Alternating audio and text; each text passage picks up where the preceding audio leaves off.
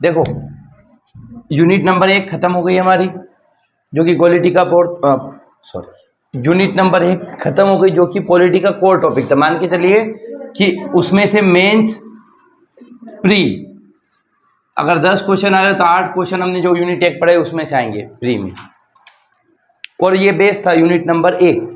अब unit number 1 आपका test कभी भी हो सकता है, इस वीक में या अगले वीक में, कभी भी हो सकता है टेस्ट। आप तैयारी याद रखें, अच्छी रखें आप, है। अब हम शुरुआत करने वाले यूनिट नंबर 2। अब यूनिट नंबर 2 में और यूनिट नंबर शायद 5 में, 4 में, यूनिट 2 और यूनिट 4, इसमें कुछ क्या है, आयोग है। क्या है? आयोग, जिसे कमीशन कहा जाता है। क्या कहा जाता है? कमीशन। अब आयोग क्या होते हैं बताओ, कमीशन क्या होता है? हम कमीशन पढ़ेंगे, उससे पहले कमीशन होता क्या ये तो देखें। जो किसी स्पेसिफिक चीज के लिए होता है, समितियां, जैसे कि चुनाव हो गया, कमीशन।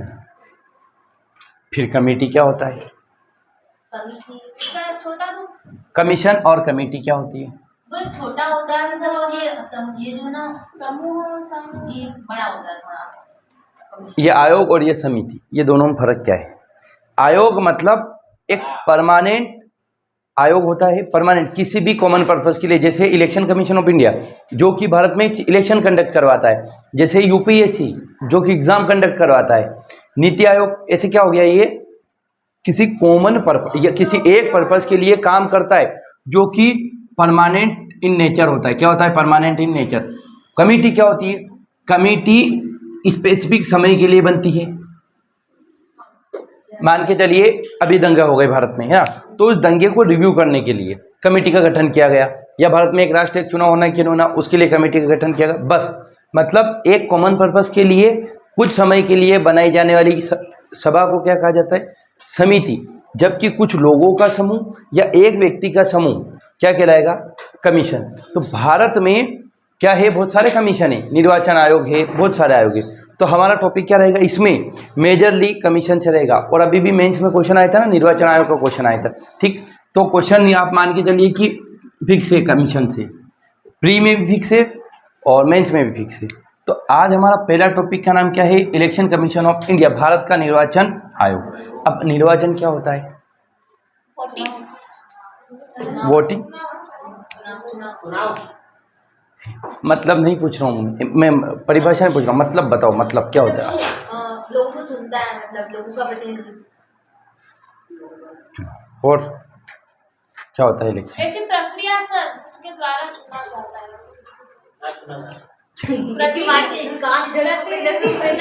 प्रक्रिया को बोलते हैं निर्वाचन। हाँ, एक प्रोसेस है जो क्या करते हैं, लोगों को इलेक्ट करते। इलेक्ट, सिलेक्ट नहीं, दो चीजें होती है, एक तो चयन और एक चुनाव। चयन मतलब आपका चयन होगा, आप एग्जाम देके पास होंगे तो चयन होगा, लेकिन नेता लोग जो बनते वो निर्वाचित होते, चुनाव होता उनका, ठीक। तो हम देख रहे हैं भारत का निर्वाचन आयोग। अब देखेंगे ये जो यूनिट नंबर 1 है ना आपकी, यूनिट नंबर 2 और यूनिट नंबर 4 जो आयोग है उनसे क्या क्या क्वेश्चन आए हुए, ठीक है। एक तो अभी मेंस में ही आया था क्वेश्चन कि निर्वाचन आयोग की संरचना वगैरह बताना है आपको, और एक क्वेश्चन है मुख्य निर्वाचन आयुक्त पर महाभियोग की कार्यविधि। कुल मिला के 2 मार्कर में क्वेश्चन है कि जो चीफ इलेक्शन कमिश्नर होता है CEC, इसको हटाते कैसे नहीं, ठीक। पेज नंबर 143 निकाल लेना है आपको, है ना, इसमें दूसरा होगा शायद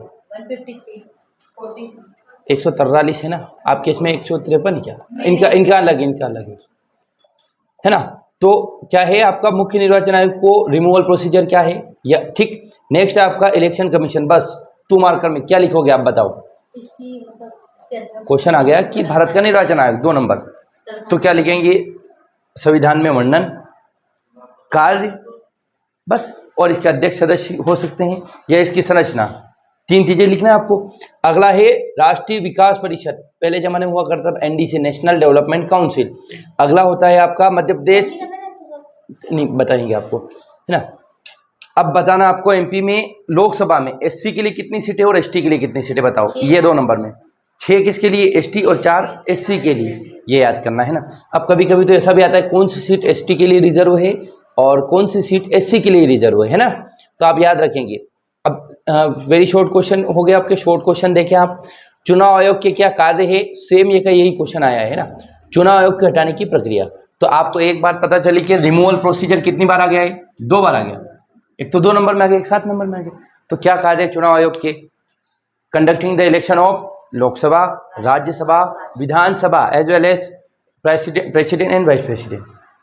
किसका करता है? क्या चुनाव आयोग इसका चुनाव कराता है? नगर पालिकाओं का बिल्कुल भी नहीं कराता है। किसका चुनाव कराता है? केवल और केवल लोकसभा, राज्यसभा, विधानसभा। क्वेश्चन बहुत बार आता है और बच्चे 90% राज्य निर्वाचन आयोग लगा देते कि विधानसभा का चुनाव किसके द्वारा कंडक्ट किया जाता है? ऑप्शन आएगा भारत का निर्वाचन आयोग, मध्य प्रदेश का निर्वाचन आयोग, या 2 ऑप्शन और आ जाएंगे यूपीएससी और एमपीपीएससी। तो 90% लोग लगाएंगे मध्य प्रदेश का। क्यों? क्योंकि विधानसभा तो राज्य में होती नहीं। विधानसभा, लोकसभा, राष्ट्रपति, उपराष्ट्रपति, इस सबका चुनाव कौन कराता है? चुनाव आयोग, भारत का ECI, election commission of India. जबकि राज्य निर्वाचन आयोग या स्टेट इलेक्शन कमिश्नर वो किसके चुनाव कराता है? केवल पंचायती राज इंस्टीट्यूशंस के, पीआरआईस। किसके? पीआरआईस के। अब अगला क्वेश्चन क्या है? भारत के निर्वाचन आयोग का निर्माण कैसे होता है ना? How to form of election commission of India, है ना? भारत का इलेक्शन कमीशन कैसे फॉर्म होता है? अगला क्वेश्चन है आपका ये।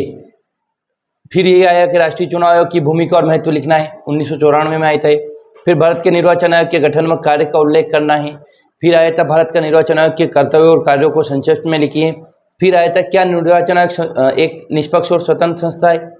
Is election commissioner is a independent and transparent, है ना, या बायसनेस से है ये? या अगला है जो सबसे वही जीते, first pass the post system, पहले आओ पहले पाओ। ये क्या है? विधानसभा में, लोकसभा में निर्वाचन पद्धति लागू रहती है ना। अब अगला दीर्घ उत्तरी बड़े बड़े क्वेश्चन कौन से हैं? भारतीय निर्वाचन आयोग की संरचना एवं संगठन सेम आपको इसी पैटर्न पे हम पढ़ाएंगे कि इलेक्शन कमीशन, स्ट्रक्चर, है ना, और इसका फॉर्मेशन, ये सब बताएंगे जो क्वेश्चन पूछ रहे थे, है ना। तो इसका स्ट्रक्चर बताना है, इसका फॉर्मेशन कैसे होता है, ऑर्गेनाइजेशनल फॉर्मेशन, ये सब बताना है ना। तो क्या लिखेगा? भारतीय निर्वाचन आयोग की संरचना एवं संगठन को बताते हुए इसके कार्य को समझाना है।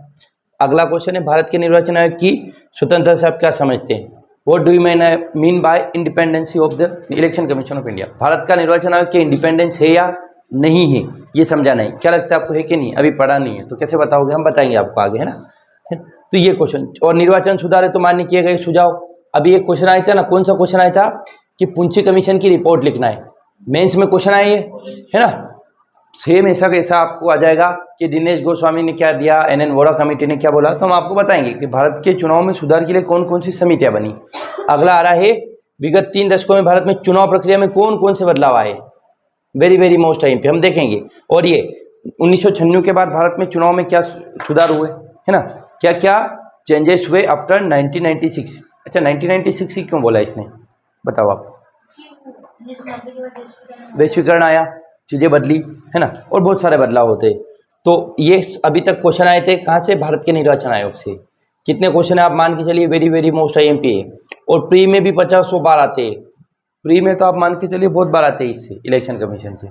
तो अब हम पढ़ना शुरू करेंगे इसका परिचय, किसका? इलेक्शन कमीशन ऑफ इंडिया, ठीक है, या इसका इंट्रोडक्शन किसका? इलेक्शन कमीशन ऑफ इंडिया का। बताओ क्या परिचय इसका? परिचय में लिखेंगे किसको, कॉन्स्टिट्यूशन में कहाँ मेंशन किया गया है, तो संविधान में इसका वर्णन कहाँ है। ये भी 50 बार क्वेश्चन आया हुआ है, ये कहाँ है कॉन्स्टिट्यूशन में मेंशन? पार्ट 15 भाग 15 कहाँ किया गया है? भाग 15। और कौन से आर्टिकल में दिया गया है? आर्टिकल 324 से 329, 324 से 329, 324 से 329 लिखना है। ये जो लिखवा रहे हैं आपको लिखते रहना है, हिंदी मीडियम वालों को भी इंग्लिश मीडियम। हाँ ठीक, तो बहुत सारे क्वेश्चन। तो परिचय क्या है इसका? इंट्रोडक्शन, संविधान में वर्णन, कहाँ कॉन्स्टिट्यूशन में मेंशन है? पार्ट 15 और आर्टिकल 324 से 329, 324 से 329, 324 से 329, ठीक। अब इसका एस्टेब्लिशमेंट कब होता है? इसका एस्टेब्लिशमेंट कब होता है? 1950। और अगर स्पेसिफिकली देखें तो कौन सी जनवरी? 28 ऑफ जैन, 25, हाँ 25 सुप्रीम कोर्ट बना, हाँ 25 जनवरी 1950। और 25 जनवरी को क्या मनाया जाता है? 25 जनवरी 25 जनवरी को क्या मनाया जाता है? संविधान दिवस 26 नवंबर को मनाया जाता है। सर चुनाव आयोग वो 22 बस।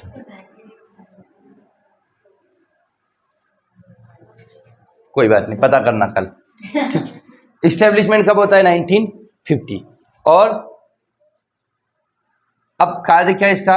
बेसिक देख रहे हैं ना, क्या देख रहे हैं? बेसिक कार्य क्या इसका? हम इसको डिटेल में देखेंगे। तो इलेक्शन कंडक्ट करवाना, किसका कराना? Election conduct the election of, क्या करना? इलेक्शन कंडक्ट कराना किसका?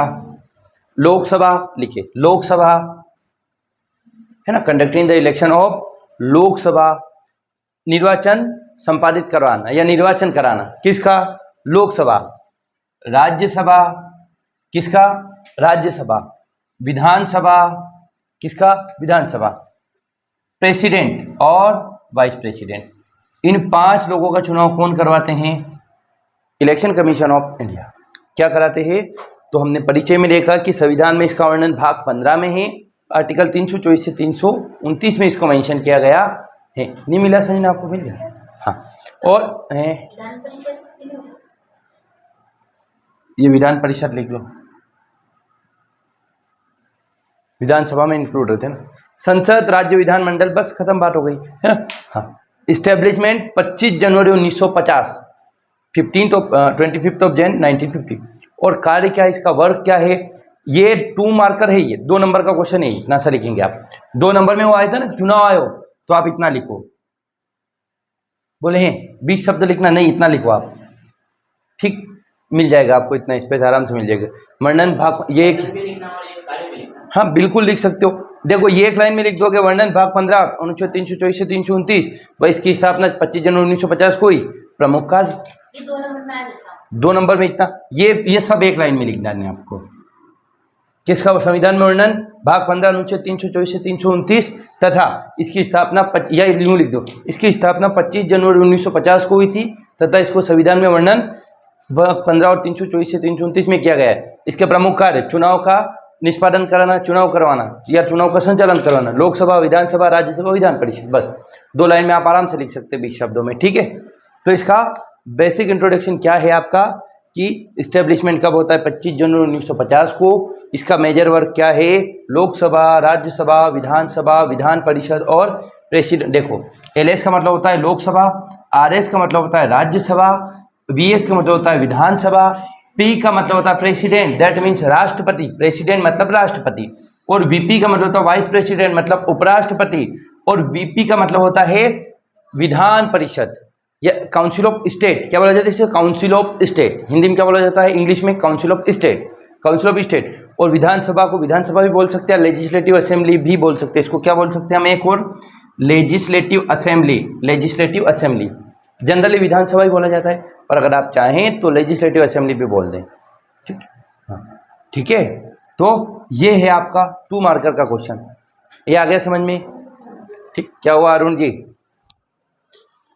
और जब आप एग्जाम देना तब इसके CEC, चीफ इलेक्शन कमिश्नर कौन है? CEC कौन है? अभी कौन है? ज्ञानेश कुमार। कौन है? ज्ञानेश कुमार। कौन है अभी? ज्ञानेश कुमार। ठीक। तो ये अभी याद नहीं रखना है, जब आप एग्जाम देंगे बदल जाएंगे, है ना, ये बदल जाएंगे। जब प्री वाले भी देंगे ना उस टाइम बदल जाएंगे, तो इसको डैश करके छोड़ दो। जब भी आप एग्जाम दे तब CEC देख ले। CEC का मतलब क्या होता है? Chief election commissioner. क्या है? चीफ इलेक्शन कमिश्नर, मुख्य निर्वाचन आयुक्त। क्या बोला जाता है हिंदी में? मुख्य निर्वाचन आयुक्त, मुख्य निर्वाचन आयुक्त। ये कौन है? जब आप देखेंगे तब आप क्या कर सकते हैं, एग्जाम देने जाए तब देखिए। अब हम देखेंगे कि structure of the election commission of India, इसका संरचना क्या है? इसकी संरचना इसके पहले सुकुमार सेन थे। सुकुमार, हाँ। और ये भी लिख लो, फर्स्ट CEC, पहले CEC कौन है? सुकुमार सेन, सुकुमार सेन, सुकुमार सेन, है ना। फर्स्ट CEC कौन है? सुकुमार सेन। और फर्स्ट वुमन CEC कौन है? रमा देवी। रमा देवी है ना, हाँ, VS रमा देवी। कौन है? VS रमा देवी, देवी देश लिख दिया मैंने, VS रमा। तो द फर्स्ट सीईसी ऑफ तो कौन है वो? सुकुमार सेन। और फर्स्ट वुमन सीईसी तो वीएस रमा देवी, वीएस रमा, वो है ना, ठीक। अब इसकी संरचना देखेंगे कि ईसीआई का स्ट्रक्चर क्या है। ईसीआई का मतलब क्या होता है? Election commission of India, Bharat का निर्वाचन आयोग, ठीक है, भारत का निर्वाचन आयोग, ठीक। किसी के समझने में कोई प्रॉब्लम आ रही तो बताओ। ये सबके लिए नया है, नया टॉपिक, कोई किसी ने कोई मान नहीं है, सब ने पहली बार पढ़ रखा है, ठीक। तो आपके लिए भी नया है, आप और अब आप एक ग्राउंड पे आ गए, सब नए भी एक ग्राउंड पे आ गए, पुराने दूसरी ग्राउंड पे आ गए, ठीक है। तो अब आप आगे निकल सकते हो इनसे। इंग्लिश मीडियम वालों को तो एडवांटेज ही रहता है, ब्रेन शार्प रहता है, चीज़ें याद कर लेते, तो याद करके लाए, टेस्ट में अच्छे नंबर लाना है, ठीक है। हाँ, तो इसका स्ट्रक्चर क्या है? स्ट्रक्चर क्या है ना, मेंबर स्ट्रक्चर तो लिखेंगे। देखो ये ओरिजिनली कितने मेंबर का बॉडी थी? ये ओरिजिनल ये 1 मेंबर बॉडी थी। क्या थी ये? तो शुरुआत में इसमें एक सदस्य था, केवल सीईसी का, ईसीआई का मतलब एक व्यक्ति चीफ इलेक्शन कमिश्नर रहता था, उसी को, एक व्यक्ति को भारत का निर्वाचन आयोग बोला जाता था, एक व्यक्ति होता था बस। तो स्टार्टिंग में क्वेश्चन ये आया हुआ है कि भारत में निर्वाचन आयोग की संरचना को विस्तार से समझाना है, तो बताएंगे आप कि शुरुआत में एक सदस्य मेंबर था, ये कब तक शुरुआत का मतलब क्या होता है? 1950 है ना, ठीक। अच्छा अगला लिखिए आप, लेकिन बाद में क्या हुआ? 1 अक्टूबर 1993 को क्या हो गया? ये 3 मेंबर बॉडी बन गया। क्या बन गया है? 3 मेंबर बॉडी। क्या है? 3 सदस्यीय आयोग बन गया। 1 अक्टूबर 1993 से क्या बन गया है? 3 मेंबर बॉडी। इस बीच में क्या हुआ था? एक और बीच में ही हो गया था, बीच में 1-2 साल तक क्या रहा? 3 लोगों का रहा, फिर एक का बन गया।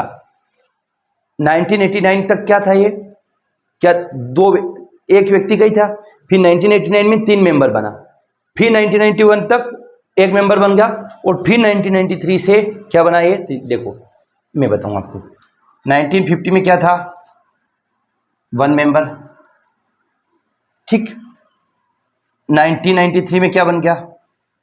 3 मेंबर। इस बीच में एक ईयर आता है 1989, इसमें क्या था? ये 3 मेंबर बन गया था, लेकिन बाद में कितना बना था? बीच में फिर एक मेंबर बना दिया था, और फिर 1993 में जाकर क्या बना इसको? शुरुआत में एक मेंबर, फिर 3 मेंबर, फिर एक मेंबर, और लास्ट में इसका फाइनल स्वरूप क्या है? 1993 से 3 मेंबर। तो पहले एक सदस्य आयोग था, फिर 3 सदस्य बना, फिर एक सदस्य बना, फिर 3 सदस्य बना, ठीक है। 1950 में 3 मेंबर, फिर कब बना ये? 1989 में 3 मेंबर बन गया, फिर जाके एक मेंबर बन गया, और फाइनल में जाकर 3 मेंबर बन गया, ठीक है। तो याद केवल 2 डेट रखे कि शुरुआत में 1 मेंबर बॉडी था और वर्तमान में 3 मेंबर बॉडी है। एक होता है इसमें सीईसी, एक होता है सीईसी, एक होता है मुख्य निर्वाचन आयोग, जिसे चीफ इलेक्शन कमिश्नर कहा जाता है। क्या कहा जाता है? Chief election commissioner. और 2 होते हैं अदर इलेक्शन कमिश्नर, है ना, अदर इलेक्शन, अन्य निर्वाचन आयुक्त। एक होता है मुख्य निर्वाचन आयोग और एक होता है अन्य निर्वाचन आयोग। 3 मेंबर सदस्य, 3 है ना, 3 सदस्य आयोग है। एक होता है मुख्य निर्वाचन आयोग, जिसे ये देखा ना हमने कि सीईसी कौन है, चीफ इलेक्शन कमिश्नर कौन है, तो कौन है जो भी आप देखें, तो एक तो वो होते हैं और 2 मेंबर होते हैं दूसरे। तो 3 सदस्य आयोग है। कोई डाउट हो तो बताओ। 1 सदस्य था लेकिन 3 बना दिया उसको। देखो 1950 से 1990 तक रहा एक सदस्य, 1990 से 1991 तक बन गया 2 सदस्य, और मतलब एक ही सदस्य बना।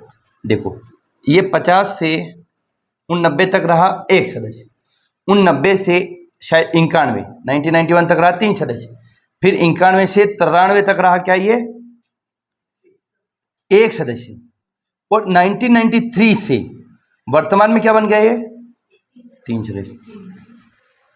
बीच में इसको एक 3 सदस्य बना दिया, फिर एक सदस्य बना दिया, और वर्तमान में 3 सदस्य है। अगली बात समझ में? प्रीति नहीं ऐसे क्यों रहे आके लिखवाया वही कि शुरुआत में एक सदस्य आयोग था और वर्तमान में 3 सदस्य आयोग हैं। 3 सदस्य आयोग हैं। क्या हो रहा है आपकी आंखों में? नींद निकाली फिर क्यों हो रही है? पानी डाल लो ठंडा।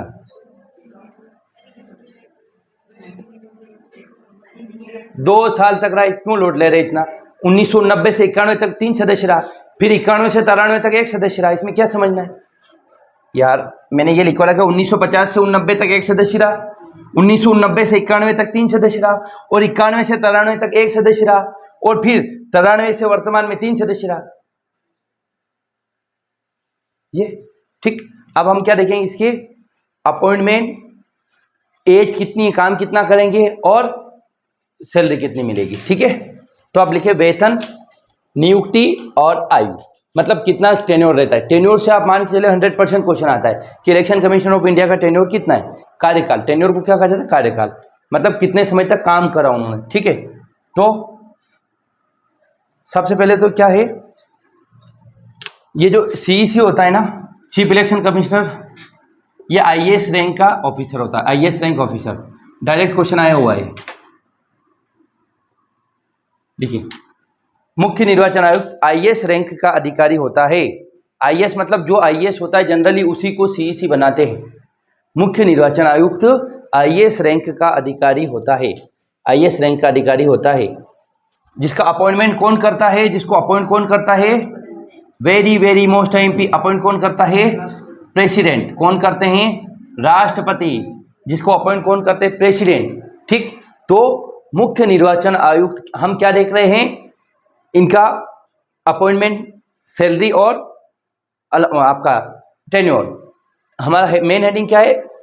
नियुक्ति और वेतन और आयु। ठीक, तो हम क्या देखें अभी कि कौन होता है सीईसी? तो कौन होता है? आईएएस रैंक का ऑफिसर। ठीक है, कौन होता है?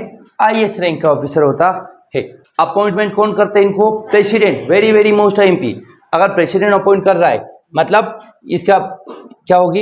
इंडिपेंडेंट होगा ये, है ना। राष्ट्रपति उसी को अपॉइंट करता है। राष्ट्रपति देश के सबसे बड़ा पद है, राष्ट्रपति से बड़ी पोस्ट कोई नहीं है, तो वो अपॉइंट कर रहे हैं, मतलब ये काफी ट्रांसपेरेंट है और काफी क्या है आपका? इंडिपेंडेंट, है ना। ये थे मुख्य चुनाव आयुक्त कैसे बनते हैं? अभी बता दिया मैंने, वही बताएंगे। पेशेंस तो रखना है जीवन में। अब बताएंगे, अभी तो हमने पॉइंट बनाया, इसकी योग्यता देखेंगे, ये पता चल जाएगा। योग्यता रहा ना, अभी बताएंगे अभी। ठीक, और जो अदर इलेक्शन कमिश्नर रहते हैं ना, उनको भी अपॉइंट कौन करते हैं? प्रेसिडेंट। ठीक है, अन्य निर्वाचन आयुक्त को भी कौन नियुक्त करते हैं? राष्ट्रपति महोदय। कौन करते हैं? प्रेसिडेंट अपॉइंट करते हैं। अब देखेंगे आप इनकी टेन्योर। टेन्योर मतलब कार्यकाल कितना इनका? टेन्योर कितना है? टेन्योर कितना है? 6 या 65, विच एवर इज अर्लियर। 6 या 65, जो पहले हो। 6 या 65, इसका मतलब क्या हो पता है आपको? 6 या 65। मैक्सिमम नौकरी कर सकते 65 ईयर तक। कोई भी इलेक्शन कमिश्नर मैक्सिमम कितने साल तक रह सकता है? जब तक उसकी एज टिल 65 ना हो। लेकिन कितने समय तक उस पोस्ट पर रह सकता है? तो मैक्सिमम कितने साल तक? 6 ईयर। मान के चलिए मेरी डेट है 50 साल, तो मैं 1956 तक क्या रहूंगा? इलेक्शन कमिश्नर रहूंगा। क्यों? क्योंकि 6 साल अधिकतम लिख रखा है ना। लेकिन मेरी एज है 60 साल, तो मैं कितने साल तक रहूंगा? केवल 5 साल तक। क्यों? क्योंकि 65 में मैं रिटायर हो जाऊंगा। आ गई बात समझ में? मतलब मैक्सिमम एज है उसके रिटायर होने की 65 ईयर, और मिनिमम काम कितने साल करता है? 6 साल। ठीक, तो काम करने की एज समय 6 ईयर, मिनिमम कुछ नहीं, मैक्सिमम काम करने का समय कितना है? 6 ईयर, और मैक्सिमम नौकरी करने की एज कितनी है? 65 साल। अब ऑप्शन क्या आएंगे? भारत के निर्वाचन आयोग का कार्यकाल होता है 6 या 65, 5 या 65, 6 या 62, 5 या 62। हवा नहीं लगेगी वहां, तो 6 या 65 प्री में आया हुआ है, बहुत सारे एग्जाम में आता है। एमपीपीएससी में 2020 में 19 में तो बहुत सारे क्वेश्चन आते थे ना, अब भी आते हैं, लेकिन अब थोड़े टेक्निकल क्वेश्चन आते हैं। ठीक, तो ये किसके समझ में आया बताओ?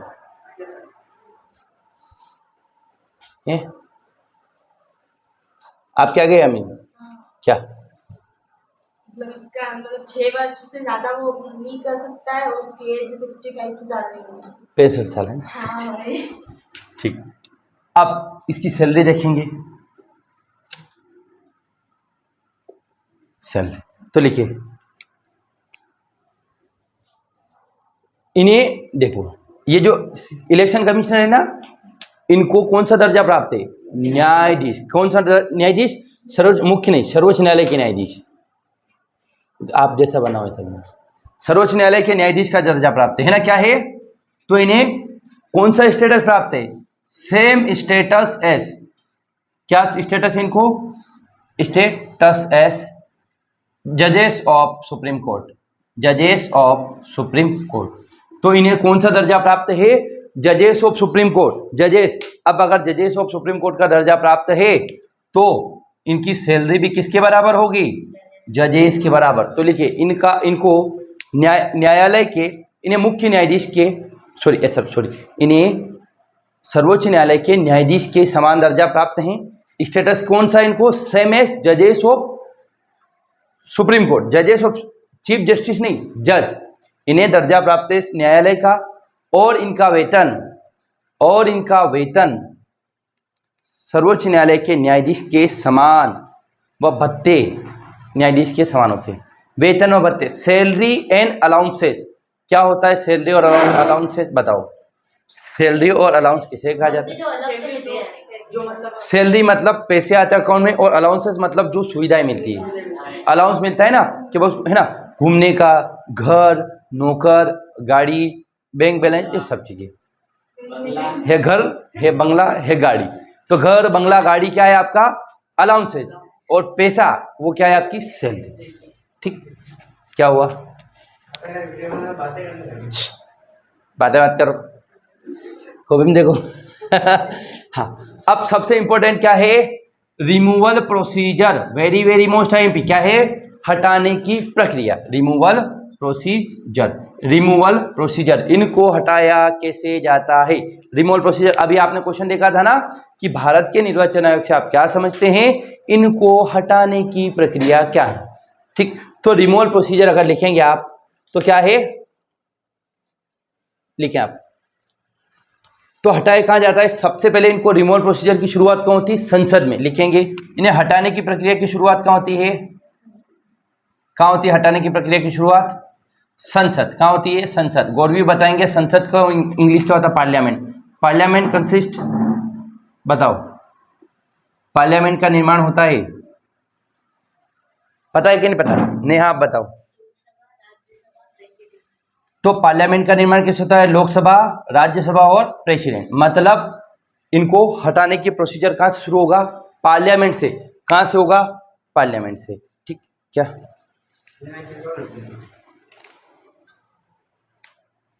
किस आधारों पर हटाया जा सकता है इनको? साबित कदाचार को बोला जाता है प्रूवन मिसबिहेवियर। अगर इन्होंने कोई मिसबिहेव किया है, अगेंस्ट द कॉन्स्टिट्यूशन गए हैं या against the dignity of constitution गए हैं, तो इनको हटाया जा सकता है। इनको साबित कदाचार के आधार पर, और साबित कदाचार का मतलब क्या होता है पता है? कोई गलत काम कर दिया। कॉन्स्टिट्यूशन में क्या है? इनका काम चुनाव कराना। पता चला कि उन्होंने घूस ले ली और चुनाव का जुगाड़ करा दिया, तब इनको हटाया जा सकता है। बहुत सारे इलेक्शन कमिश्नर पर आता है लेकिन पास नहीं हो पाता है ना, क्योंकि वो पहले ही टाटा कर जाते हैं, पहले ही क्या कर जाते हैं? टाटा बाय बाय कर जाते हैं ना। तो लिखेंगे, इनको हटाने की प्रक्रिया कहाँ होगी? संसद में होगी। और अच्छा, सबसे इंपॉर्टेंट बात कैसी होगी पता है? हटाने की प्रक्रिया सेम एज जजेस ऑफ सुप्रीम कोर्ट। जजेस ऑफ सुप्रीम कोर्ट लिखेंगे। इनको हटाने की प्रक्रिया सर्वोच्च न्यायालय के न्यायाधीश के समान है। Very very most IMP. अब न्यायाधीश को कैसे हटाते वो अगर आपको याद है तो इनको हटाने की प्रक्रिया वही लिख देंगे आप। इनको महाभियोग जैसा 14 दिन पहले प्रायर नोटिस देंगे उनको, उसके बाद इनको संसद में ये कराएंगे, 2/3 बहुमत पास कराएंगे, तब जाके हटेंगे। हमने जजों को हटाने की प्रोसीजर देख ली है। अब अगर वो आती हैं आपको तो आप ये भी कर लेंगे। तो इनको हटाने की प्रक्रिया कैसी है? सर्वोच्च न्यायालय के न्यायाधीश के समान कहाँ होती है? संसद में। संसद का निर्माण किससे होता है? लोकसभा, राज्यसभा और राष्ट्रपति। 50,000 बार क्वेश्चन आया हुआ है, द पार्लियामेंट कंसिस्ट, या संसद का निर्माण होता है। अभी एमपीपीएससी में आया था 2025 में, संसद का निर्माण होता है। संसद का निर्माण यूजीसी नेट में आया हुआ है। ऑलमोस्ट हर एग्जाम में आता है कि संसद बनती है लोकसभा, राज्यसभा और राष्ट्रपति से मिलकर। तो हमने क्या देखा कि इनको हटाने की प्रक्रिया कहाँ चलती है? संसद में। किसके? जैसी है तो सेम है जजेस ऑफ सुप्रीम कोर्ट। अब सुप्रीम कोर्ट के जजेस को हटाने की प्रक्रिया कैसी है तो हम आपको पीछे बता दिए हैं, जो सर्वोच्च न्यायालय वाला टॉपिक था उसमें बता दिए। तो अच्छा, और हटाने के ग्राउंड क्या है? On which ground the removal of जजेस या सीसी, इलेक्शन कमिश्नर को हटाने के क्या क्या ग्राउंड है, मतलब किस आधार पर इनको हटाया जा सकता है। तो हटाने के आधार क्या है? तो नंबर 1 साबित कदाचार, मतलब द मिसबिहेवियर और द प्रूवन मिसबिहेवियर। अगर इन्होंने कोई काम किया है वो मिसबिहेव हो गया है, क्या बोले ये काम अच्छा नहीं है, तो साबित कदाचार या पद का दुरुपयोग या मिसयूज ऑफ पोस्ट। एक तो प्रूवन मिसबिहेवियर और एक मिसयूज ऑफ पोस्ट, दो काम करे इन्होंने। एक तो क्या करा? एक गलत काम करा और वो प्रूव हो गया। क्या करा? गलत काम करा। क्या करा?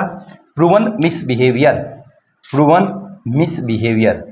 और एक करा एक कंडीशन क्या है? साबित कदाचार मतलब प्रूवन मिस, जो काम किया वो प्रूव हो गया। कहाँ पर प्रूव होगा? पार्लियामेंट में प्रूव होगा। प्रूव का मतलब होता है वेरीफाई कराना। और दूसरी चीज क्या है? इन्होंने क्या कर दी? Misuse of power, misuse of power या मिसयूज ऑफ पोस्ट। या तो पहला आधार है सत्ता का दुरुपयोग या पद का दुरुपयोग, और इनके ऊपर कोई जो ग्राउंड लगाए थे वो सही साबित हो गए, है ना। और दूसरी बात क्या है ना, ये दो ग्राउंड है। या अगर कोई व्यक्ति मेंटल इलनेस है तो वो तो रिटायरमेंट हो जाएगा ऑटोमेटिक। अब इनको रिमूवल के लिए क्या चाहिए? तो 2/3 सदस्य, 2/3 मेजोरिटी चाहिए। कहां पर? रिमूव करने के लिए 2/3 मेजोरिटी नीड। कहां नीड होती 2/3 मेजोरिटी की? पार्लियामेंट में। वेरी वेरी मोस्ट एमपी 2/3 बहुमत की आवश्यकता होती है पार्लियामेंट में। पार्लियामेंट में 2/3 बहुमत किसका? टोटल स्ट्रेंथ का, टोटल स्ट्रेंथ का, है ना।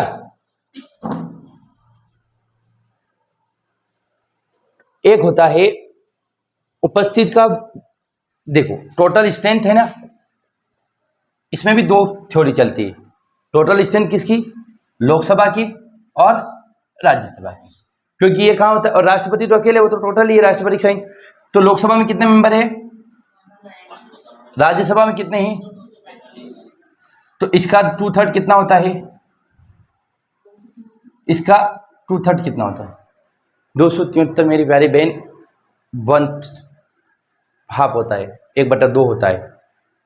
इसका 2/3 होता है आई थिंक 366, और इसका 166 होता है, 166 161 ऐसा कुछ। मतलब अगर टोटल स्ट्रेंथ का कितना चाहिए? 2/3। और एक और होता है, मान के चलिए ये हो गया आपका स्पेशल मेजोरिटी। क्या हो गई ये? Special 2/3 majority. क्या हो गई? विशेष 2/3 बहुमत, विशेष बहुमत बाय 2/3। लेकिन एक होता है 2/3 बहुमत तो होता है, लेकिन उसमें कंडीशन क्या है पता है? टोटल स्ट्रेंथ का नहीं, उपस्थित का। उपस्थित का मतलब क्या होता है? मान के चलिए 245 है, उस दिन 245 में से 100 लोग आए। कितने लोग आए? 100। तो अगर 66 लोगों ने भी हाँ कर दी तो भी क्या होगा? वो बिल पास हो जाएगा। तो केवल एक 2/3 बहुमत, ये नहीं समझ में आए तो कोई बात नहीं, बाहर में जाइए। 163 तो 166 कोई बात। एक होता है, यही समझो, वो छोड़ो, ये छोड़ो। स्पेशल मेजोरिटी समझ गए ना? टोटल हाउस की स्ट्रेंथ का 2/3 लोगों को हाँ करनी पड़ेगी, हाँ हम इनको रिमूव करना चाहते हैं। किसको? हाँ, उपस्थित सदस्यों का 2/3 मतलब क्या होता है? वो साधारण विधेयक, साधारण बहुमत होता है 2/3 वाला। और एक होता है आपका विशेष बहुमत। तो टोटल स्ट्रेंथ कितनी है? हमने क्या लिख रखा है कि 2/3 मेजोरिटी किसका? पार्लियामेंट का। पार्लियामेंट मतलब लोकसभा और राज्यसभा। तो 366 लोगों को हाँ करवानी पड़ेगी लोकसभा में, और 163 या 166 लोगों को हाँ करवानी पड़ेगी कहाँ पर? राज्यसभा में। अगर इन लोगों ने हाँ कर दी, प्रेसिडेंट ने सिग्नेचर कर दिए, तब जाकर ये हटेंगे। आ गई बात समझ में? तो क्वेश्चन आ गया कि वो डू यू मीन बाय या क्या आप मुख्य न्यायाधीश को इलेक्शन कमिश्नर को हटाने के लिए कौन सी प्रक्रिया का अनुसरण किया जाता है, या which procedure follow for removal of the election commissioner of India, Bharat के निर्वाचन आयुक्त को हटाने के लिए कौन सी प्रक्रिया, तो ये प्रक्रिया कौन सी प्रक्रिया, सेम एज जजेस ऑफ सुप्रीम कोर्ट। अब वो प्रक्रिया क्या है आप समझाएंगे कि a bill pass by 2/3 special majority, special majority का मतलब क्या होता है, विशेष बहुमत, मतलब टोटल स्ट्रेंथ का 2/3 चाहिए। एक होता है 2/3 मेजोरिटी, एक क्या होता अगर यहाँ स्पेशल नहीं लिखा होता, विशेष बहुमत नहीं लिखा होता, तो कुल सदन का नहीं, उपस्थित लोगों का 2/3। एक होता है उपस्थित लोग, इस 543 में से मान के चले किसी दिन 100 लोग आए, तो 100 लोगों का 1/3 कितना होता है, 2/3 66। तो अगर 66 लोगों ने भी हाँ कर दिया तो भी क्या हो जाएगा, वो बिल पास हो जाएगा। पर इसमें भी एक कंडीशन है, वो कंडीशन समझोगे आपका दिमाग खराब हो जाएगा। विशेष बहुमत 2/3 वाला, देखो अब यहाँ क्या लिख रखा, मान के देखो समझ ही लो, थोड़ा नहीं आए थोड़ा सा जोड़ आएगा लेकिन समझ। एक होता है साधारण बहुमत, साधारण बहुमत ये होता है 2/3,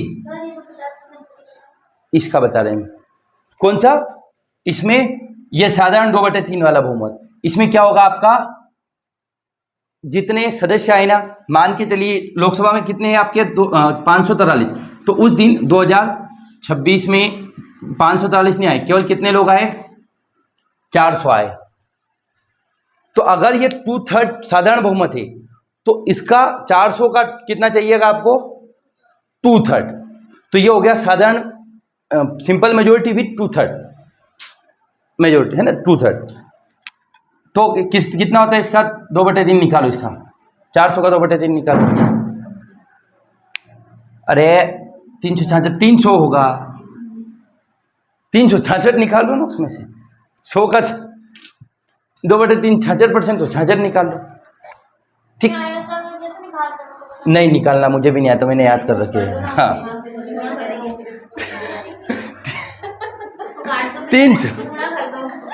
300 तो लगभग 300 लोग क्या करेंगे आपके, अगर हाँ कर दी तो वो बिल पास हो जाएगा।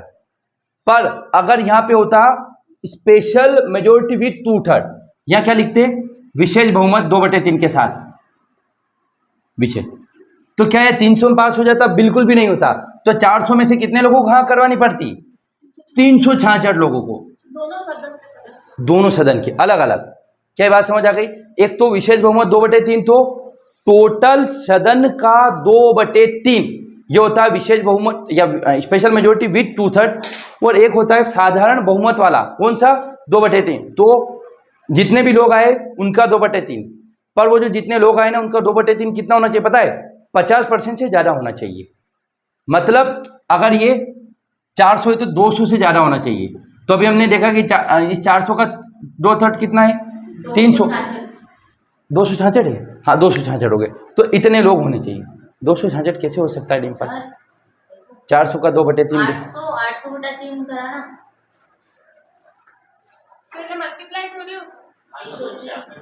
266 रहेगा, मैंने तो पहले 3 तो यार हाँ जो कैसे कैसे काटते, हाँ जितने भी, अरे जितने भी है, आप गणित से काम नहीं है, हमारा कॉन्सेप्ट समझना है, गणित गलत और कोई बात नहीं है ना। तो क्या ये समझ आ गया, एक स्पेशल मेजोरिटी होती है जो टोटल स्ट्रेंथ का 2/3 चाहिए, टोटल स्ट्रेंथ कितने 543, और एक होती है सिंपल मेजोरिटी जो 2/3 वाली, एक और सिंपल मेजोरिटी होती है जिसमें 1/2 बहुमत चाहिए, वो अभी हमें नहीं समझना है। क्या ये बात समझ में आ गई। तो इलेक्शन कमिश्नर को हटाने के लिए क्या चाहिए, 2/3 वाली स्पेशल मेजोरिटी, तो टोटल स्ट्रेंथ का 2/3 लोग चाहिए होते हैं, जो कितना होना चाहिए, 50% से अधिक मतदान हो, ठीक है। अब हम देखेंगे the function of the election commission of India. क्या यहाँ तक समझ में आ गया, इसके बाद हम थोड़ा सा ये रिवाइज करा देते हैं आपको। हम देखें कि हम क्या पढ़ रहे हैं, भारत का निर्वाचन आयोग इलेक्शन कमीशन ऑफ इंडिया, इसमें देखा कि संविधान में इसको मेंशन कहाँ किया गया है, तो पार्ट 15 एंड आर्टिकल 324 है ना, और 329 भाग 15 नहीं लिखा गया आपने, और इनको इस्टेब्लिश कब किया गया इलेक्शन कमीशन को? तो 25 जनवरी 1950। संविधान कब लागू हुआ? 26 जनवरी। इलेक्शन कमीशन कब बना? 25 जनवरी। 25 जनवरी है ना, एक दिन पे। वो 25 जनवरी को मतदाता दिवस मनाया जाता है। यही पूछा था वोटर्स डे ही हाँ, वहाँ एग्जाम में नहीं आएगा, खत्म, कोई नॉलेज की वैल्यू नहीं। जब जरूरत है तब याद नहीं आए, उसकी क्या वैल्यू है ना। अब ये बता दो सुशासन दिवस कब मनाया जाता है? स्वतंत्रता दिवस। सुशासन दिवस, सुशासन गुड गवर्नेंस डे है ना, क्यों मनाया जाता है? हाँ, तो स्टेब्लिश 25 जनवरी 1950। और कार्य क्या है? इलेक्शन कंडक्ट करवाना, किसका? लोकसभा, राज्यसभा, विधानसभा, विधान परिषद, राष्ट्रपति और उपराष्ट्रपति। क्या करना है? Election conduct, president, vice president, legislative assembly, house of people, house of council या स्टेट ऑफ काउंसिल, इन सब का। अगला हम देखें कि इसकी संरचना क्या है। तो प्रावधान लिखो, ये देखो यहाँ, ये इतना सा लिख दो, 7 नंबर का ये इतना है, अभी पढ़ा है ना, पूरा 7 नंबर का है। और कार्य भी लिख दिया तो 10 नंबर का है। ये हम उसी स्ट्रक्चर पे पढ़ा रहे जो क्वेश्चन आएंगे। 2 नंबर का पढ़ा है, अब 7 नंबर का पढ़ा दिया, अब जो पढ़ाएंगे वो 10 नंबर का हो जाएगा, या फिर सुधार पढ़ाएंगे वो 10 नंबर का अलग। ठीक, हाँ। तो ये संरचना शुरुआत में कितना था? 1 मेंबर बॉडी था, बाद में कितना हुआ? 3 मेंबर बॉडी हुआ, फिर 1 मेंबर बॉडी हुआ, और लास्ट में अब कितना है? 3 मेंबर बॉडी। ठीक, और इनको अपॉइंट कौन करता है? अच्छा, ये सीईसी कौन होता है? आईएएस रैंक का ऑफिसर होता है। तो आप जनरली मान सकते हैं कि जनरली चीफ इलेक्शन कमिश्नर वही बनेगा जो आईएएस रहा हो। और अपॉइंटमेंट प्रेसिडेंट, निर्वाचन आयोग और मुख्य निर्वाचन आयोग दोनों का अपॉइंटमेंट प्रेसिडेंट करते। और इनका टेन्योर, कार्यकाल कितना होता है? 6 या 65? 6 या 65, मतलब मिनिमम काम, मैक्सिमम काम कितना करेंगे? 6 साल। मैक्सिमम कितनी एज तक काम करेंगे? 65 साल। ठीक, कोई व्यक्ति मान के चलिए कोई व्यक्ति 62 साल का है और वो चीफ इलेक्शन कमिश्नर बन गया, तो काम कितने साल करेगा? 3 साल। तो और मान के चलिए कोई 50 साल का, तो कितने काम करेगा? 6 साल। क्यों? क्योंकि वो 65 साल से पहले है। ठीक, ये समझ आ गया। और सैलरी सेम एज जजेस ऑफ सुप्रीम कोर्ट, सर्वोच्च न्यायालय की न्यायाधीश के बराबर इनको वेतन मिलता है।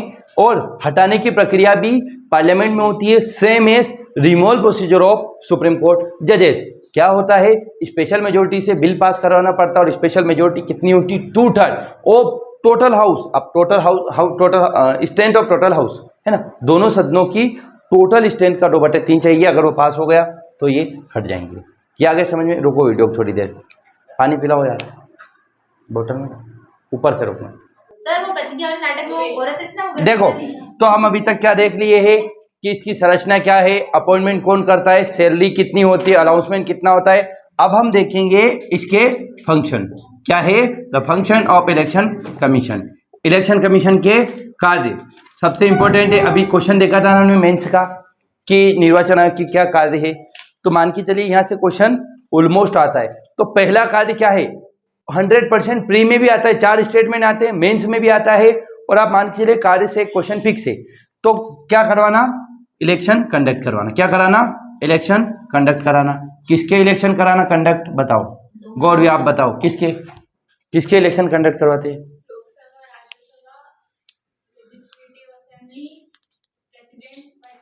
हाँ, तो किसके?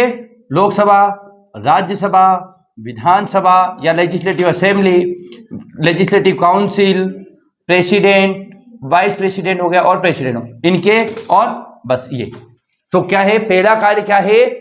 लोकसभा, राज्यसभा, राज्य की विधानसभाएं, विधान परिषद, राष्ट्रपति और उपराष्ट्रपति के चुनाव करवाना।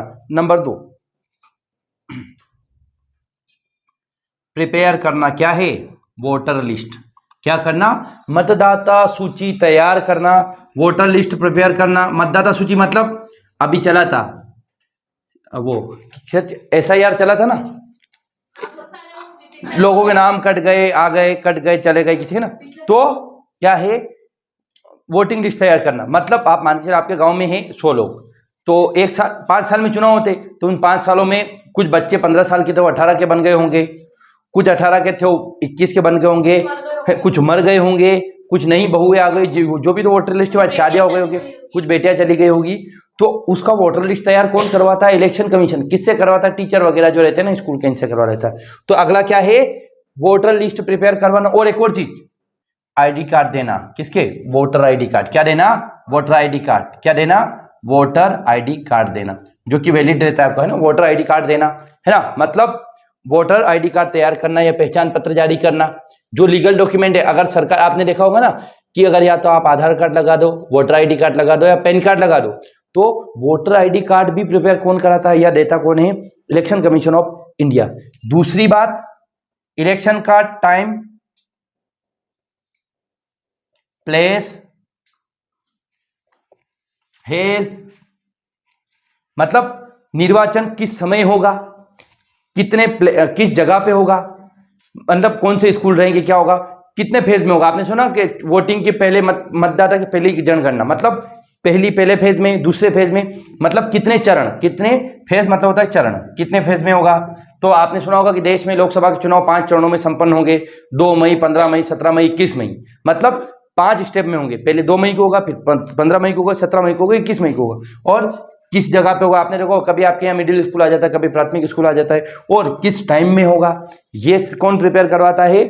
आपका इलेक्शन कमीशन। और प्लेस का मतलब ये भी होता है कि वोटिंग सेंटर कहाँ कहाँ रहेंगे, लोग कहाँ वोट डालने जाएंगे, स्कूल्स वगैरह की व्यवस्था कौन करवाता है? ये इलेक्शन कमीशन ऑफ इंडिया करवाता है। अगली बात समझ में। अगली चीज, जो पॉलिटिकल पार्टी है उन्हें वैलिडिटी देता है, मान्यता देता है। तो राजनीतिक दलों को क्या देना? मान्यता देना। अब क्वेश्चन क्या आया था एमपीपीएससी मेंस में, अभी कल परसों एग्जाम हुई ना, उसमें क्या आया था कि भारत में मान्यता प्राप्त कितने राजनीतिक दल है या कितने राष्ट्रीय राजनीतिक दल है? नेशनल पार्टी कितनी है? 6 पार्टी। एक हटा दी है ना, वो कौन सी हटाई? वो ये बताना था ना। तो अब ऐसे क्वेश्चन आते, तो राजनीतिक पार्टियों को, अभी तो मेरे एग्जाम में असिस्टेंट प्रोफेसर में आया था कि किसी पार्टी को अगर राष्ट्रीय राजनीतिक पार्टी बनना है तो उसके लिए क्या योग्यता है, क्या क्वालिफिकेशन है।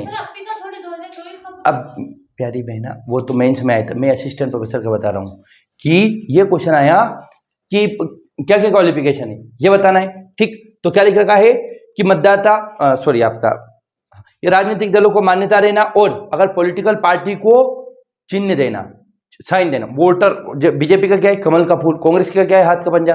तो कोई नई पार्टी बन रही है तो उसको चुनाव चिन्ह देना, इलेक्शन सिंबल डिस्ट्रीब्यूट करना। अगर मान के चलिए अभी एक इलेक्शन सिंबल किसी के 2 लोगों की साइकिल आ गई, तो फिर क्या करेंगे? या मुझे चाहिए, बोले मुझे तो एक मार्कर चाहिए मेरा वोटिंग, ये मैं अगर पार्टी बना रहा हूँ, मुझे तो मेरा चुनाव चिन्ह ये चाहिए। इलेक्शन कमीशन चाहे तो दे सकता, नहीं चाहे नहीं दे सकता। या 2 लोगों को चाहिए मार्कर, बोले मार्कर एक का ही चुनाव चिन्ह मिलेगा, तो फिर 2 के बीच में लड़ाई हो गई, तो उस विवाद का निपटारा भी कहाँ करते हैं? चुनाव आयोग करते हैं ना। ठीक, बर सांसद का विवाद का निपटारा कहाँ होता है? संसद में। विधानसभा यहाँ पे होगा आपका हाई कोर्ट में। हमने बताया था कि सांसदों और विधायकों के निर्वाचन संबंधित विवाद का निपटारा करना। इंदिरा गांधी को किसने सुनाई थी सजा? इलाहाबाद और हाई कोर्ट में हमने बताया था विषय।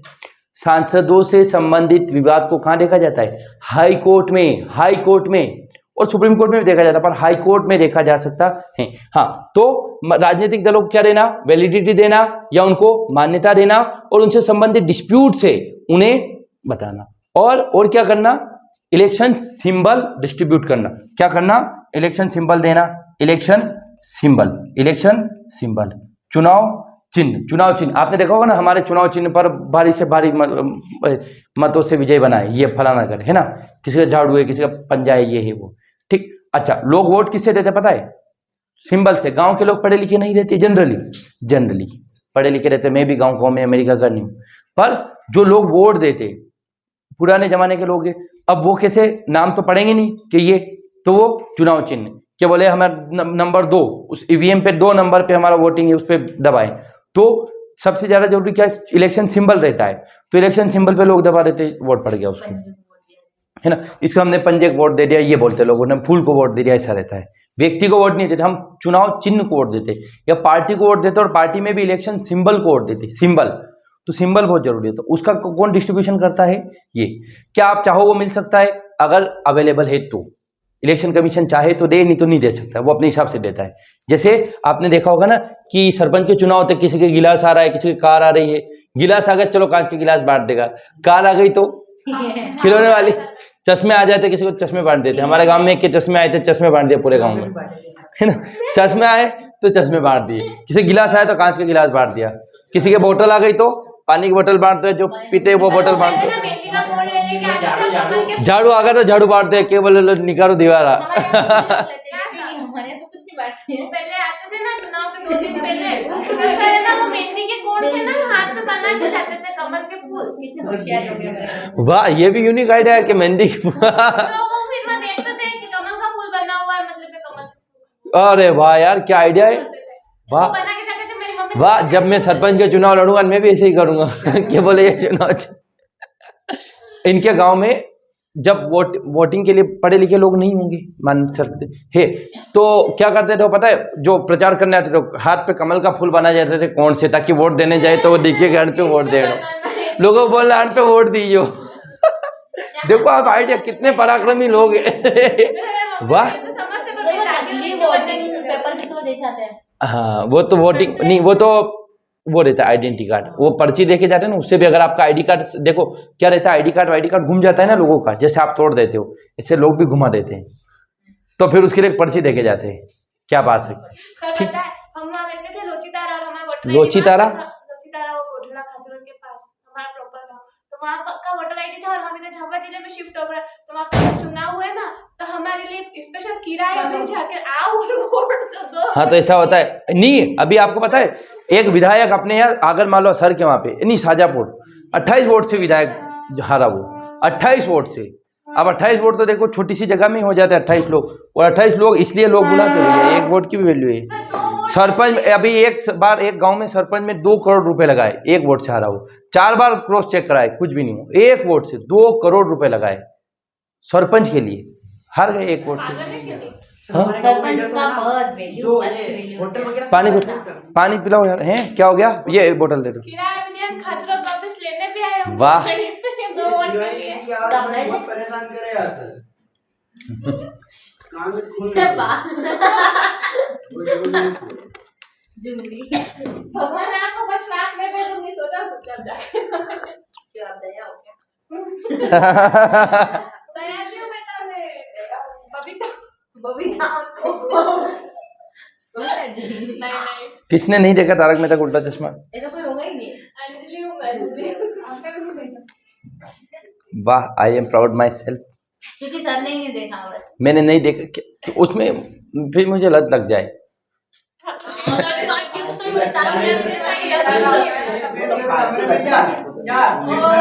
खाना बनाने क्या पता है? नहीं कहा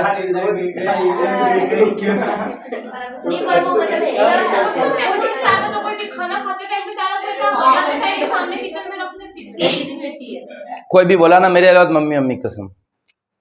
वीडियो का टाइम देख लो, काट दूंगा इसको। टाइम देखो क्या है। अरे 55 मिनट, चलो 54 मिनट से कर। हाँ तो हम क्या बताया आपको, राजनीतिक दलों को इलेक्शन सिंबल देना, टाइम तय करना, प्लेस तय करना। अच्छा अगली चीज क्या है, एक और चीज होती है MCC, moral code of conduct लागू कराना। ये क्या होता है, आपको ड्यूरिंग द इलेक्शन, जब इलेक्शन होता है ना उस समय कौन कौन सी चीजों का ध्यान रखना है, तो आचरण संहिता लागू करवाते। आपने सुना आचार संहिता लग रहा है, आचार संहिता, आचार संहिता मतलब आचार संहिता वो होता है क्या लिख रखा है, चुनाव में आदर्श आचार संहिता। मतलब आपको ड्यूरिंग द इलेक्शन कौन कौन से कंडक्ट करना है, कौन से काम नहीं करना है। तो लोग क्या करते, पैसे बांट देते, दारू बांट देते, ये नहीं करना है। इलेक्शन कमीशन ने जारी करता है, या एक साथ 25-20 लोगों को इकट्ठा नहीं होना है, क्योंकि प्रचार करते लोग दंगा फैल जाए, तो ये सब कौन जारी करता है, इलेक्शन कमीशन। अब क्वेश्चन आता है कि इसकी शुरुआत कब से होती है MCC की, तो 1968 मॉरल कोड ऑफ कंडक्ट की शुरुआत होती है 1968। लिखो है, ये लिख नहीं रखा है, मॉरल कोड ऑफ कंडक्ट आचरण चुनाव आचरण संहिता 1968 से शुरुआत होती है इसकी। इसको एक बार क्रॉस चेक कर लेना, हो सकता है मैं कभी गलत बता रहा हूँ, 50 साल पहले पढ़ा हूँ। हाँ मॉरल कोड देखो तो एक बार, वो फोन पड़ा किसी का, उसमें चेक कर लो कि आचरण संहिता कब से शुरू। 1968 99% यही है। मॉरल कोड ऑफ कंडक्ट है ना, मॉरल कोड ऑफ कंडक्ट आचरण संहिता 1968, ठीक 1968 से शुरुआत होती है। है ना। अच्छा अच्छा, ये क्यों जारी की जाती है? जो इलेक्शन में जो सत्ता में बैठी रहती है ना पार्टियां, जैसे बीजेपी है, बीजेपी ने क्या कर दिया है, मान के चलिए वो तो जब सरकार खत्म होने वाली 5 साल में, तो क्या करेगी पता है, बहुत सारी घोषणाएं कर देगी, हम किसानों को 2-2 हज़ार रुपए देंगे अभी खाते में डाल दें। तो ऐसा नहीं कर सकते। जब से इलेक्शन की घोषणा होती है लगभग 40-45 दिन तक ये रखता है मॉडल कोड ऑफ कंडक्ट। उस समय आप ना तो लोगों को पैसे दे सकते हैं, कुछ नहीं कर सकते। प्रचार ठीक, भी नहीं कर सकते। प्रचार तो कर सकते हैं ना। तो सर वो उस पे क्यों लगा देते हैं? जैसे सर वो बैठने के नहीं रहते, प्रतीक्षा में उन पे जो नेता लोगों के, तो उन पे कपड़े बांध देते हो, छुपा देते हो उनको। वो तो चुनाव के दिन रहता है, चुनाव के 1-2 दिन पहले प्रचार नहीं करेंगे। प्रचार तो अब 2-4-8 दिन पहले ही करते हैं। आज तो आचार संहिता, वो स्टिक आचार संहिता लास्ट में 2-4 दिन में लगती है। आप देखो ना यार, कल वोटिंग है, इससे 2 दिन पहले भी तो घूमते रहते हो, वो भारी मतों से विजय बनाए, है ना।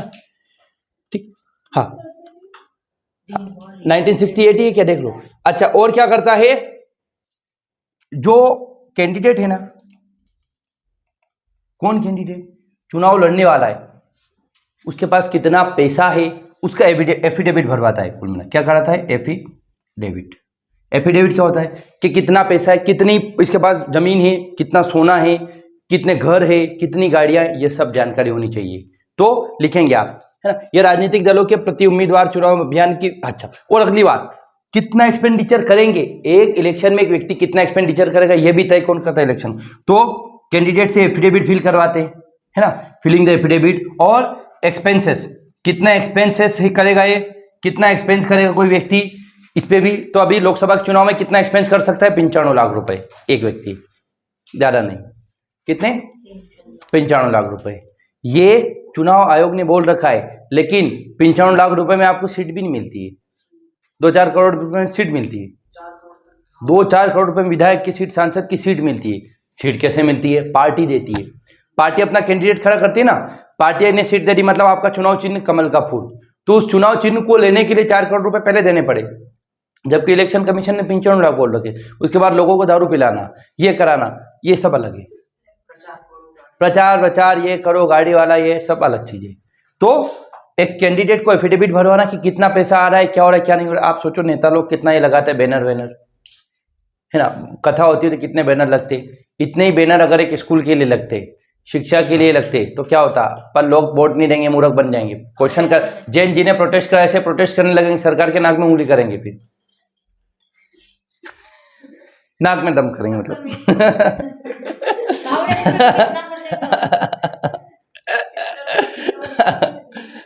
कावड़ यात्रा, सोचो आप कावड़ यात्रा कितना धामा कर रखा लोगों ने। हाँ, अच्छा, अगली बात है, पर सबसे इंपॉर्टेंट बात क्या है, अगर कोई व्यक्ति एलिजिबल है या नहीं है, मान के चलिए मैं सांसद बन गया, ठीक, क्या है 1979,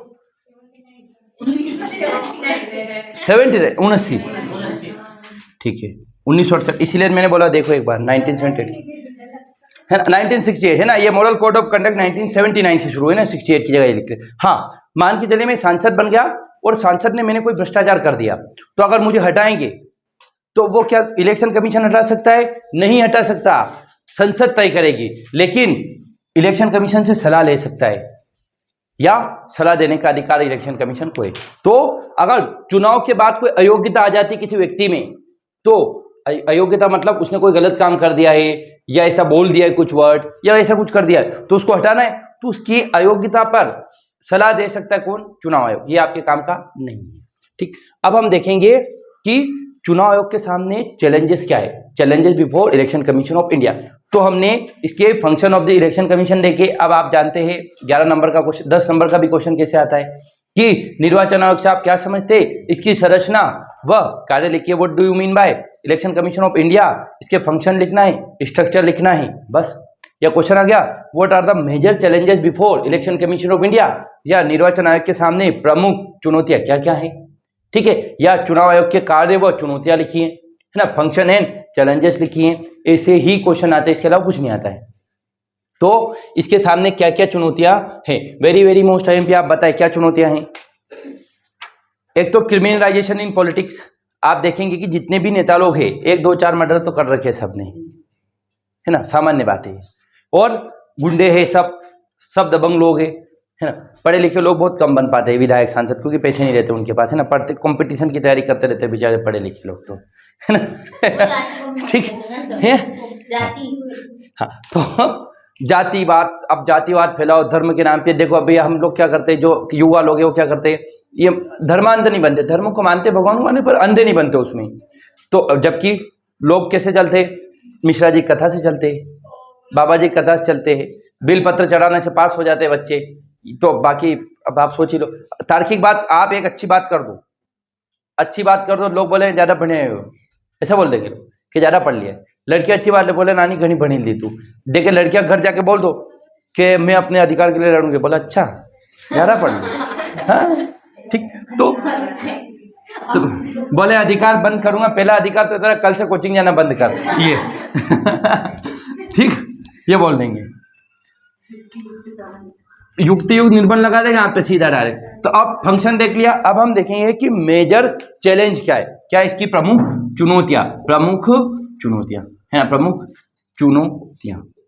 चुनौतियां क्या क्या हैं। तो क्या क्या चुनौतियां, पहली तो है पॉलिटिक्स में अपराधीकरण होता है। तो जो गुंडे मवाली लोग रहते, जो लड़ाई झगड़े करते, वो बन जाते, जिनके पास पैसा रहता है, पावर रहता है वो। तो पहला प्रॉब्लम क्या रही है, राजनीति का अपराधीकरण हो रहा है, जो क्रिमिनल लोग वो ज्यादा पॉलिटिक्स में आ रहे। सांप्रदायिकता फैल रही, कम्युनलिज्म। क्या होता है सांप्रदायिकता, धर्म के नाम पे लड़ाना, हिंदू धर्म को खतरे में ले आना, मुस्लिम धर्म को खतरे में ले आना, ये क्या होता है, सांप्रदायिकता फैलाना। अब आजकल विशेष जाति बोले, ये जाति खतरे में, फलाना खतरे में, अरे खतरे में कुछ नहीं है, बेवकूफ बनाते हैं सब, है ना। और जातिवाद फैलाना, काले धन का प्रयोग करना। काले धन के लिए मोदी जी ने नोट बंद किए थे, लेकिन 1% भी काला धन नहीं निकला, पता नहीं कौन सा काला धन था, है ना। 1% भी काला धन नहीं निकला, 1% भी नहीं निकला पैसा, जितना पैसा था पूरा पूरा आ गया लोगों पर। जब से कोविड ये आए ना, पैसे बंद हुए ना, उसके बाद लोगों की जेब में पैसे लेना बंद हो गए। देखना आप, 2000 का नोट चला है, वो बंद हो गया, लोगों को बेचारे खुले पैसे नहीं मिलते थे, और वो नोट ही बंद कर दिया। नहीं, आप देखो 2016 के बाद से पहले लोगों के पास स्थिति अच्छी थी, उसके बाद बहुत सारे लोगों में बहुत पीछे चले गए, है। उसके बाद कोविड-19 आ गए, बहुत सारी समस्याएं हुई, तो क्रिमिनलाइजेशन हो रहा है पॉलिटिक्स। पहली समस्या क्या है, मतलब क्रिमिनल लोग ज्यादा बढ़ रहे हैं पॉलिटिक्स में। और अगला क्या हो रहा है, अपराधीकरण बढ़ा, और अगला हो रहा है आपका सांप्रदायिकता फैला रहा है। आप देखेंगे ना कि हर पार्टी क्या करती है, चुनाव की राजनीति करती है, मतलब धर्म की राजनीति, जाति की राजनीति, बोलो ये जाति खतरे में आ गए, फलाना खतरे में आ गया। काला धन का प्रयोग, मतलब एक बैंक है स्विस बैंक, स्विट्जरलैंड में, वो वहां पर जितने भी लोग पैसे देते हैं ना, जो इलीगल पैसा कमाते, वो वहां भेज देते। देख, अगर भारत में पैसा रहेगा तो आपको टैक्स देना पड़ेगा। वो टैक्स कितना है, 12 लाख के बाद 30%। अगर आप 100 रुपए कमा रहे, 30 रुपए सरकार को दे, डायरेक्ट 30 रुपए सरकार को। अगर आप 12 लाख से कम कमा रहे तो आपको कोई टैक्स नहीं देना, और 12 लाख से 12 लाख 1 रुपए भी कमाए तो 3 लाख रुपए सीधे सरकार के पास चले जाएंगे। 3 लाख थोड़ी जाएंगे 12 लाख के, 12 लाख के 30% कितने होते, उतने पैसे देने आपको। तो 10 लाख के 30% 4-5 लाख जितने भी है यार, कितने हो रहे, 4-4.5 लाख रुपए जितने भी, सीधे किसको देना, सरकार को देना। क्यों देना, सड़क बनाने के लिए, स्कूल बनाने के लिए, ऐसा रहता है। तो सरकार की जेब भरने के लिए, आई बात समझ। तो ये हो रहा है, सांप्रदायिकता फैल रही है, कम्युनलिज्म फैल रहा है। कम्युनलिज्म मतलब धर्म के नाम पर, जाति के नाम पर, विशेष महिला पुरुष के नाम पर लड़ाए जा रहे हैं, है ना। अब अगली चीज क्या है, धन का अत्यधिक प्रयोग हो रहा है। अब पहला प्रॉब्लम क्या है, गरीब, क्या आप सोच लो कि मुझे विधायक बनना, बन जाओगे, बिल्कुल नहीं बन सकते। 4 वोट नहीं आए, क्यों नहीं आए, क्योंकि आपके पास पैसा नहीं है।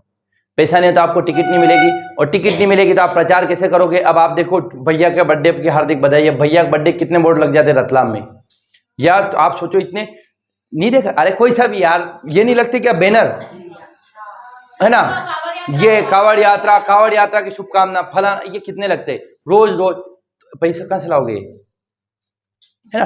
तो पैसा नहीं है, वो व्यक्ति सोच भी नहीं सकता, है ना। और आप लोग क्या रहते हैं, अगर गांव में जो रहते हैं ना लोग, ऐसा रहता है कि पार्टी से प्रेम रहता है लोगों को। बीजेपी के खिलाफ कुछ बोल दिया तो लठ लेके आ जाएंगे, कांग्रेस के खिलाफ बोल दिया लठ लेके आ जाएंगे लोग।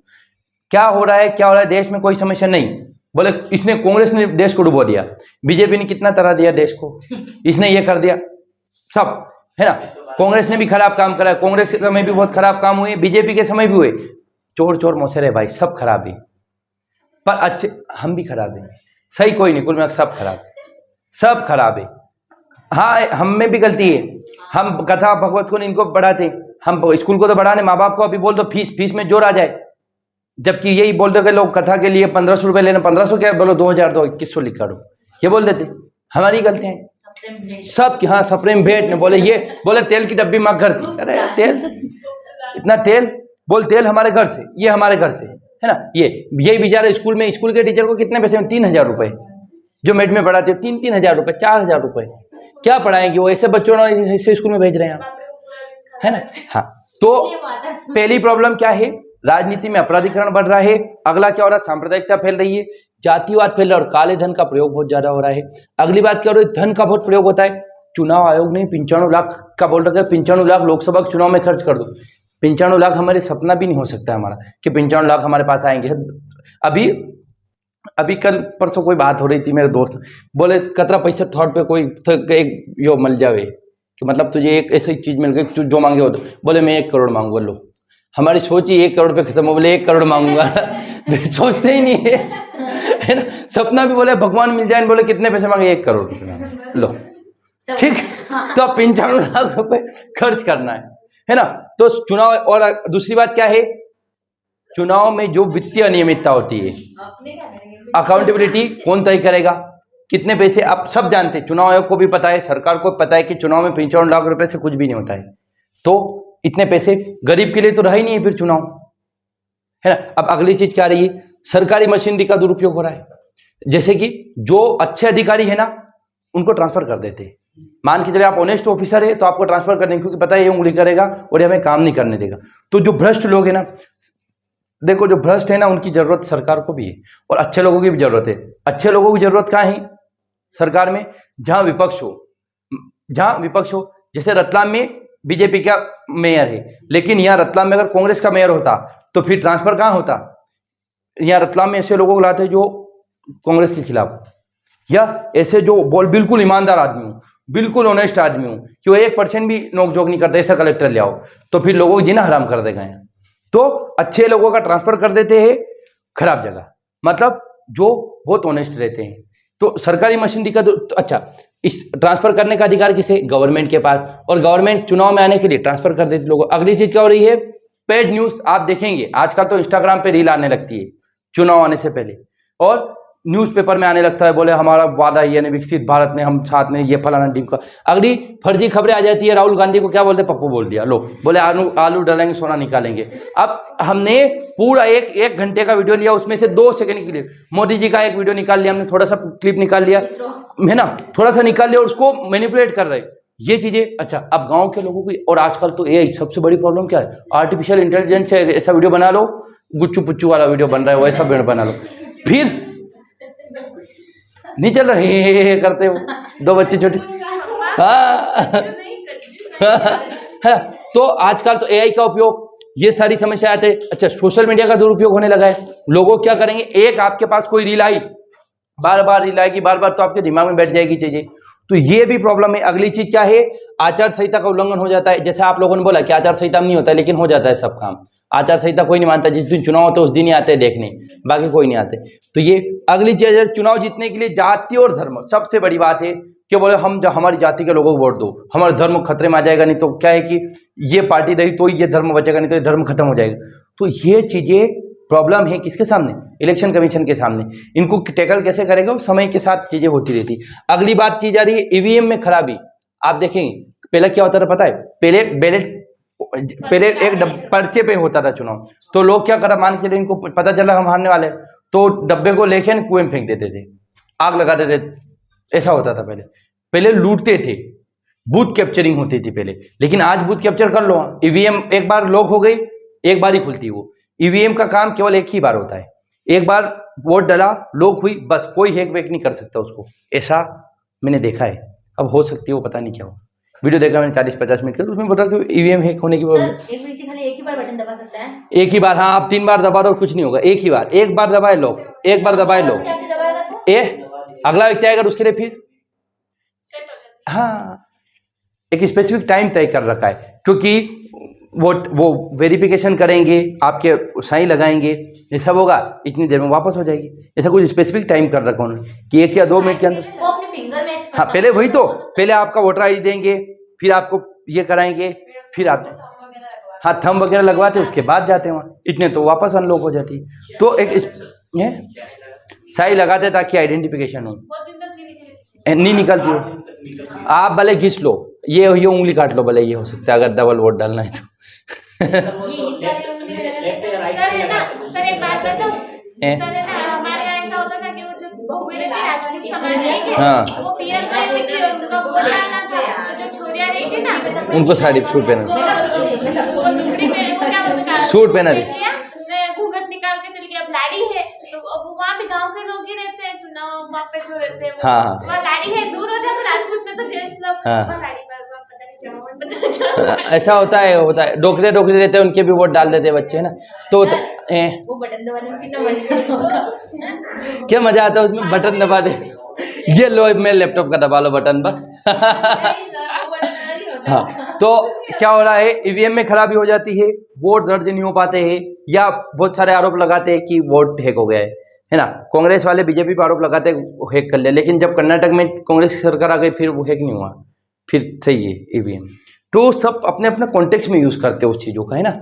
अब अगली चीज आ रही है, अच्छा राजनीतिक दलों में आंतरिक लोकतंत्र नहीं, वेरी वेरी मोस्ट इम्पोर्टेंट। जो पॉलिटिकल पार्टी है ना उनमें इंटरनल डेमोक्रेसी नहीं है। अब कांग्रेस में राहुल गांधी और सोनिया गांधी के अलावा तीसरा 4 नाम बता दो, नहीं चलो नहीं पता। मोदी, बीजेपी में 4-5 नाम, अमित शाह, मोदी जी, योगी जी के अलावा बता दो, नहीं।